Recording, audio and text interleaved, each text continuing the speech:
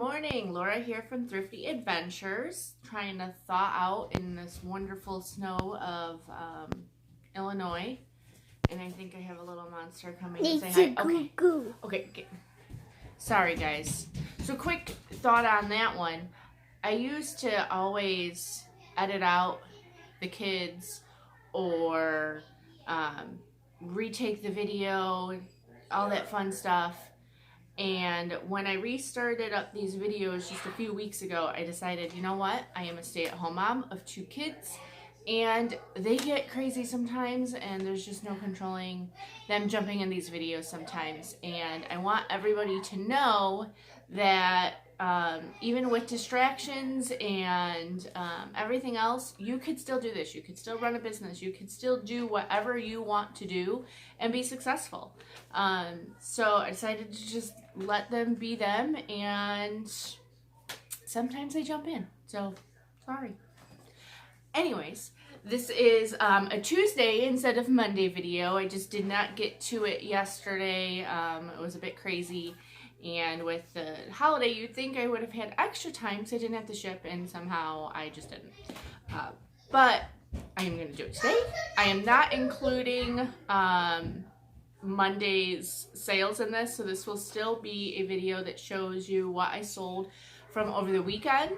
It'll go over my eBay numbers and give you the highlights and the low points of my sales. I show you everything that's gone out. Sometimes I have high dollar items and sometimes I have lower dollar items. I don't just show those good ones. I want everybody to know that I also sometimes make a mistake or I have a lower dollar item, and that's okay too. And that's a great learning point. So I want you guys to see the high end and the low end of my sales. I'm transparent. I show everything. So let's get into it. I had 48 items sell over the last week for $1,679.16. My cost of goods were high because I paid up on some of the items that you'll see, but my cost of goods were $416. Excuse me. My fees were $218.72 for a profit of $1,046.44 and a average sale price of $39.08. So I am going to jump right into what I have going out. I think I have like 10 things here, somewhere around there, and let's go to it. So first I had these Lady and the Tramp Disney figurines. I sell a lot of Disney, so a lot of this stuff is Disney. These I found at Savers for $3.99, and I sold them immediately for $35. A lot of times the vintage Disney figurines don't sell as well. They don't sell for as much. Normally they'll say Walt Disney Productions on them. That's from like 80s, really early 90s. And for some reason they just don't sell as much. A lot of people don't collect those vintage ones. They like the nicer like Lennox and special editions and limited editions and different figurines, which you can learn more about if you go into my Thrifty Adventures Facebook group. But other than that, I did sell these. Lady is not one of the really popular characters that you see a lot of. So Lady and the Tramp does have a good following. So I put these up and they sold right away. So $35, up the door they go.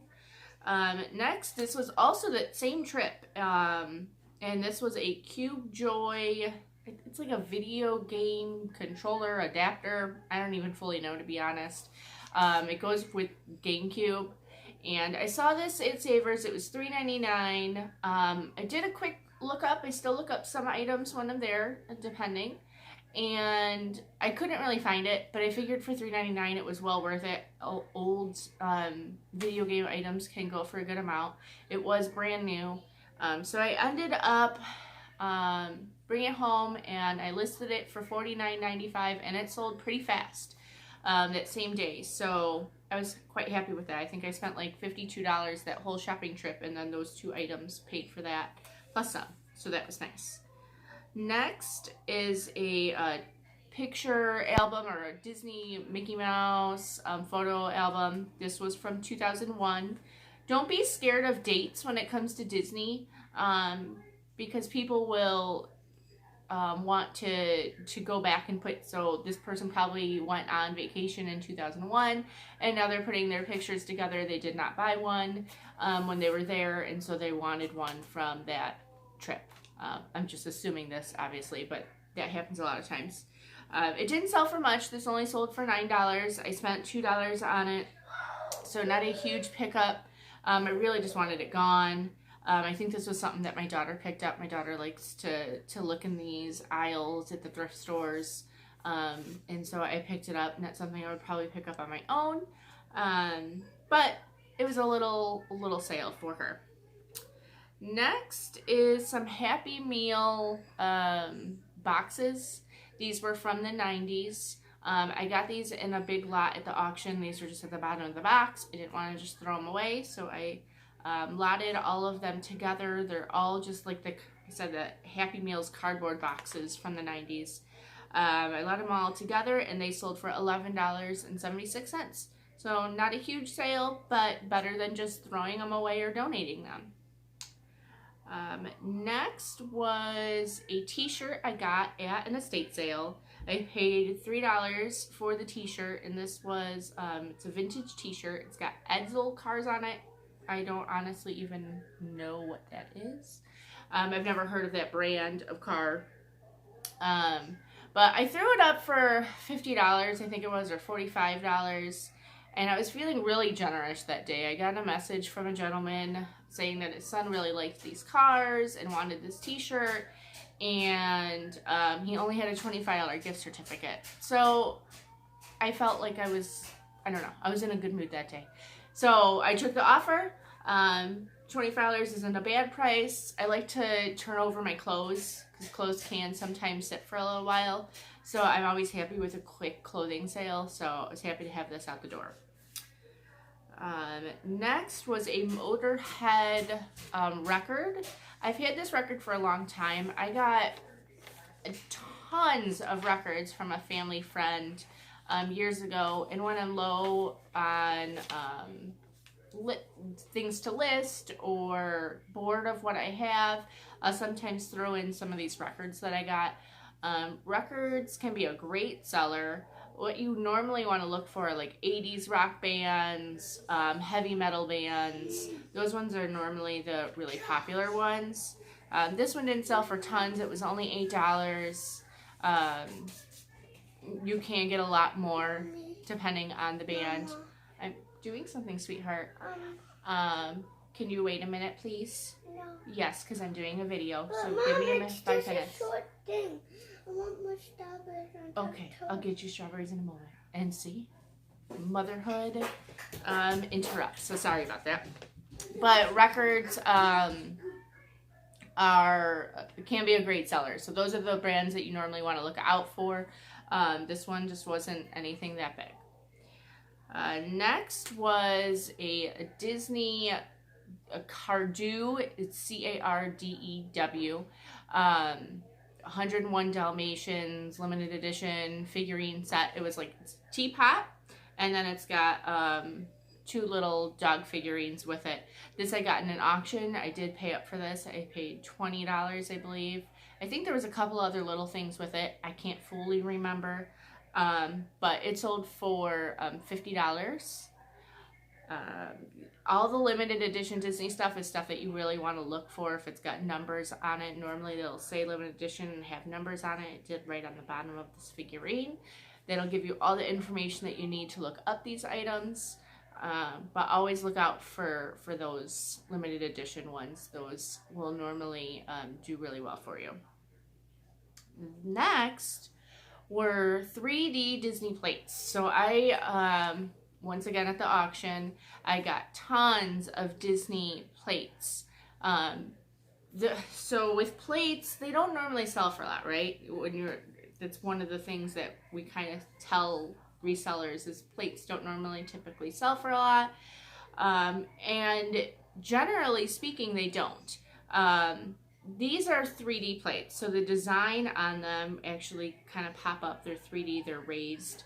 And these are why these ones sell for a lot. These were limited edition. They're from the 90s.